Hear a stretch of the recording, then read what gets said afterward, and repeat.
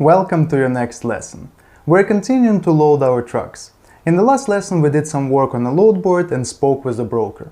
Here comes a very responsible and long-awaited moment.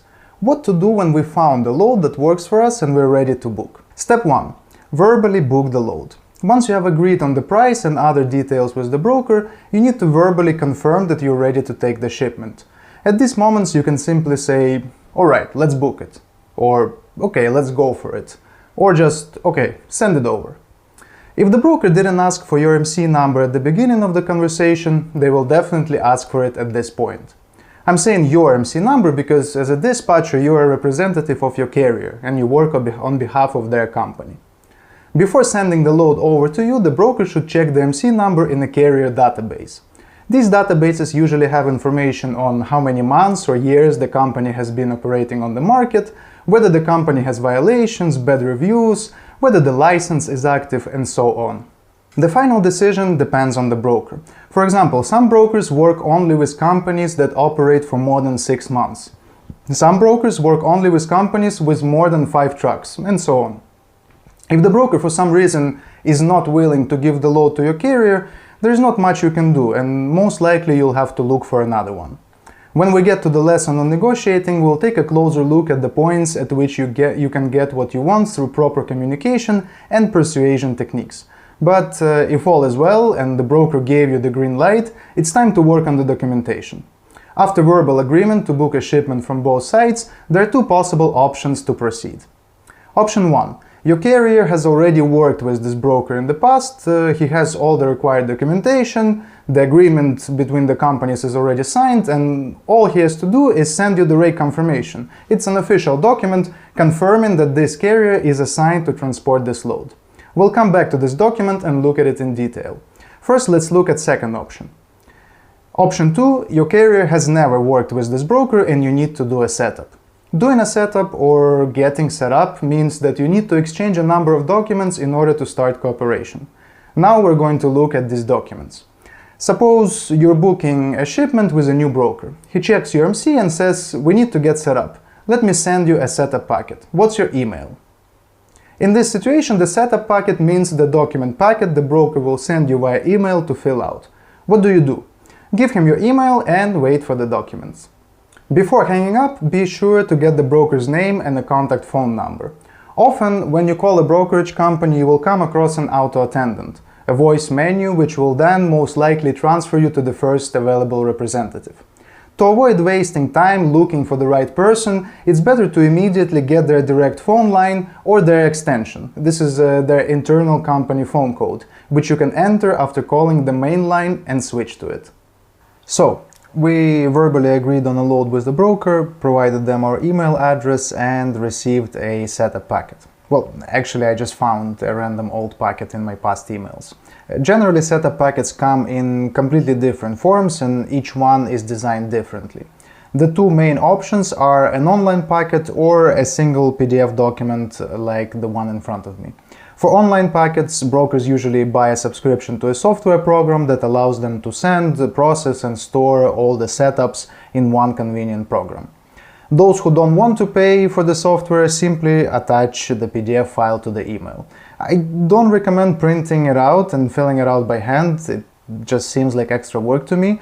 It's much more convenient to use a PDF editor, a program that allows you to edit and sign PDF documents. I use this one, you can see the name here in the top, it's free. I started using it years ago and I just kind of got used to it. You might want to use some official paid ones, you can use Adobe, it's up to you. Let's go over this set of documents. So the company we received this from is called SNH Transport. First page is a certificate of membership in Transportation Intermediary Association. This shows that they're a distinguished member in good standing, so it's not really necessary, but they just want you to know that they're a legitimate broker and they're part of such an association. We don't have to do anything with this. Next page, once again, certificate of membership has qualified or exceeded the strict qualifications to be considered a best broker affiliate This is the National Association of Small Trucking Companies. So once again, this is just for the image. They want to show you that they're qualified, they're a good broker, and you should work with them. Once again, we do nothing. Next page, general information. This is not necessary, once again, but it's good. They put their legal name, SNH Transport Incorporated, their full address, all the phone numbers, their MC number, USDOT number, Federal ID. So Federal ID is another name for Employer Identification Number. You already encountered this document. This is the EIN, so they're putting the EIN number, and established in 1994. So once again, they're just trying to show that they've been around for a very long time and they're a serious broker. They even provided credit references. So these are probably some large transportation companies that they partner with, and you can call the phone number and get a credit reference about this company. Okay, moving on to the next one. What do we have here? Addendum to broker carrier agreement. So we haven't seen the agreement itself yet, but here is an addendum. This is SNH Transport Quick Pay program. So we haven't actually got to the information on the payments yet, but if you remember from a previous module, we said that brokers typically pay carriers within 30 days. Those carriers who don't want to wait can opt for a factoring company, which will pay them upfront, but some brokers will also offer quick pay. So basically, if your carrier doesn't use factoring but still wants to get paid faster, the broker will give them this option for a small fee. So by quickly scanning this document, I see that they're offering payment within 3 business days, excluding weekends, for 3% of the gross amount of the approved freight bill. So they'll charge 3%, and instead of 30 days, they'll pay for in 3 days. You can check with your carrier if they want this.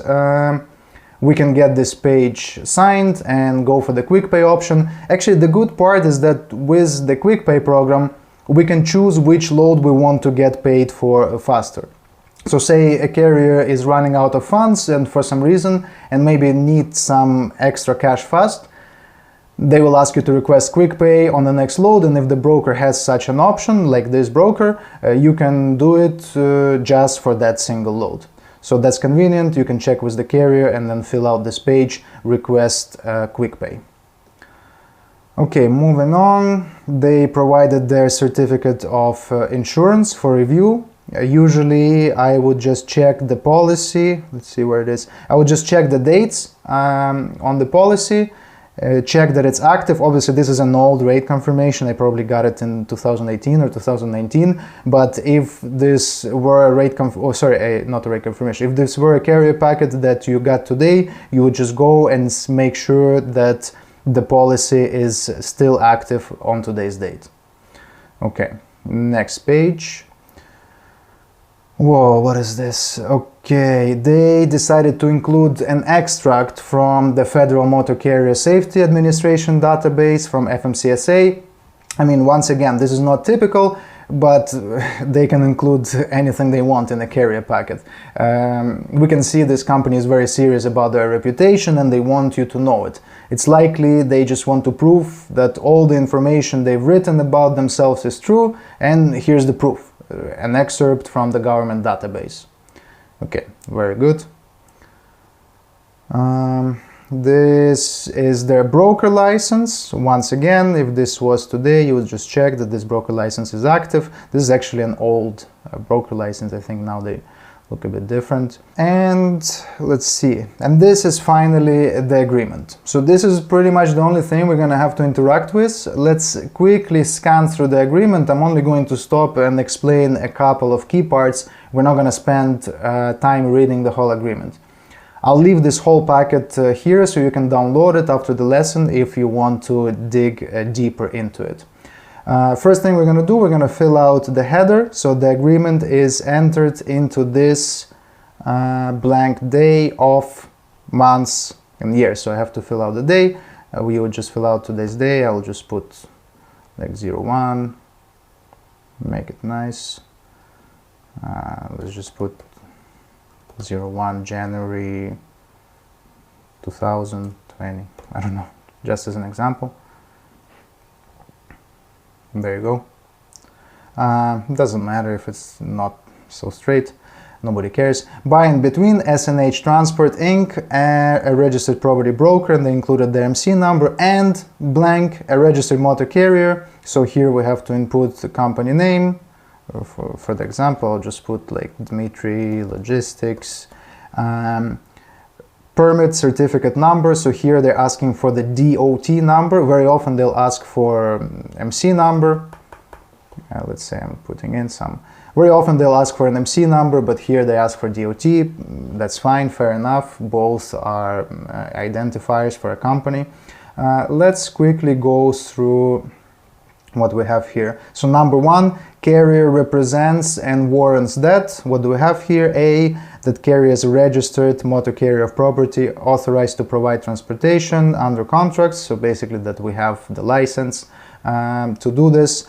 Shall transport the property under its own operating authority and subject to the terms of this agreement. So we cannot transport the goods under somebody else's authority. Let's see, will not rebroker, co-broker, subcontract, unsign, interline, etc., etc. So basically we're not allowed to resell this load based on this agreement. If we book a load with them, then we have to run it once again under our own authority. Let's see, shall remain in compliance during the term of this agreement. So basically all of this, number one, is about carrier being in compliance, having the license, having the proper safety score, basically being allowed to move this load or any other load that will move with them in the future. I'm scanning through to number two, broker responsibilities. So what is broker responsible? Broker shall offer carrier at least 3 loads shipments annually. I mean, I guess this is just a formality, it doesn't make any sense. What happens if they don't offer us a minimum of 3 loads? No one's gonna sue them, so that's just makes no sense. Carrier appoints broker to conduct all billing services to shipper. So we as a carrier cannot demand money from the shipper. According to this contract, broker is the one getting money from the shipper. Any rates, payment, let's see. The parties agree that broker is the sole party responsible for payment of carrier's charges. Once again, we can only demand money from the broker for moving any load, so we cannot get funds from anybody else. Broker shall maintain a surety bond, and broker will notify carrier immediately if its federal operating authority is revoked. So this is once again same as for the carrier. Broker, based on this contract, must have all the legal, all the authority, the licenses, everything in place in order to broker freight to us. Broker responsibility is limited to arranging for but not actually performing transportation of a shipper's freight. Of course, broker will not be transporting the freight. We as a carrier will be transporting freight. Carrier responsibilities, equipment. So carrier agrees to provide the necessary equipment and qualified personnel for completion of transportation services. So clearly we as a carrier are not going to demand that the broker provides the equipment. We are going to be providing the equipment and moving the load. Carrier shall be responsible for all shipments subject to the terms and conditions of the Uniform Bill of Lading. Okay, that makes sense. Loss and damage. Carrier shall additionally indemnify broker from all loss, damage, or costs. So if the product is damaged, or if we lose the product, or if we damage the product, broker will not be responsible. The carrier will be responsible. This is okay, this is standard. Insurance, carrier shall furnish broker with certificate of insurance or insurance policies, providing 30 days advance written notice of cancellation or termination. So obviously we're going to provide the insurance to the broker. When we send this agreement, we'll provide them our insurance, our MC authority, our W-9, and we must notify this broker if our insurance is going to be cancelled or terminated. Well, when I say our, obviously I mean the insurance of the carrier that we work with. I'm going to skip through this. Carrier assumes full responsibility and liability for payment of the following items: all applicable federal, state, and local payroll taxes, taxes of unemployment, insurance, old age pensions, etc., etc. So this part just states that broker will not be paying any taxes on behalf of the carrier. The carrier is responsible for his own taxes. And part 4, miscellaneous. A is independent contractor, so this just states that carrier is not an employee of the broker and broker is not an employee of the carrier. Non-exclusive agreement means carrier can work with other brokers and broker can work with other carriers. A waiver of provision, disputes. Actually, disputes is interesting because the parties agree to jurisdiction of the federal and state courts at York, Pennsylvania. So this broker is based in Pennsylvania, in the city of York, and in case of any court procedures, in case of any disputes, the carrier will have to go to court of Pennsylvania to sue this broker. So they are the ones structuring the agreement, so we have to agree to these terms. No back solicitation, confidentiality, this is all very, very standard. I'm not going to stop on any more of these points. And at the end here we have a signature form. It's already filled out on the broker site. As you see, the signature is electronic. In the US, you can sign agreements online with an online signature and exchange them by email. No hard copies, no wet stamps, everything is very simple and convenient. So depending on your agreement with the carrier, you might have the right to sign this yourself, or you may have to fill everything out and then send it over to somebody for signing. If you do need to sign the agreement, this PDF editor I'm using has a sign option, so I can create a new signature and I can either write it out, I don't know, for example, Dimitri, and one of the signatures would be this, or I can draw, actually use a mouse to proper sign it, just like I would do on paper, and put my legal signature. This is if the carrier wants you to sign it. Otherwise, you will fill out the carrier name, you'll fill out the company address, phone and email, and then forward this carrier packet to the carrier, to the owner of the company, or to one of the managers for signing. And the last thing left here in this packet is a W-9. You remember from last modules that this is a tax form, and you will be sending the same form to the broker on behalf of the carrier. Most important thing here is the employee identification number. They actually listed it, if you remember, they listed it in the very beginning, but they also put it here. So that's it. That's what a carrier packet looks like, very standard. And we can very quickly fill it out. It will take us just a couple of minutes. We scanned this contract very quickly. We just ran through the main points for your general understanding. Why don't we focus on the contract, read every word and analyze every detail? Well, because a dispatcher is not a lawyer. Dispatcher's job is to fill out paperwork for booking cargo, not to deeply analyze every contract. Our job is to make sure we sign a contract with a real broker with an active license and a good credit history. And we did that. If you start working in a trucking company or you start providing dispatch services to a new customer of yours and they give you special instructions, something they want you to pay attention to when you sign a contract, then of course you'll read through and look for those specifics. Otherwise, you just have to run your eyes over it and get it signed. When you get a carrier packet, you need to fill it out in the shortest amount of time possible and move on to other tasks. The broker won't wait hours for you to sign the document. They will turn around and give the shipment to somebody else. And yes, I understand that reading contracts is important, but in the realities of the dispatcher's job and the required speed of completing tasks, it's unrealistic to do so. That's it. Packet is complete. We go back to our email, click reply to the broker, attach the completed packet, attach the carrier's company documents, always. These are the documents we went over in the last module, MC certificate, certificate of insurance, W-9, and notice of assignment if applicable. And you're done.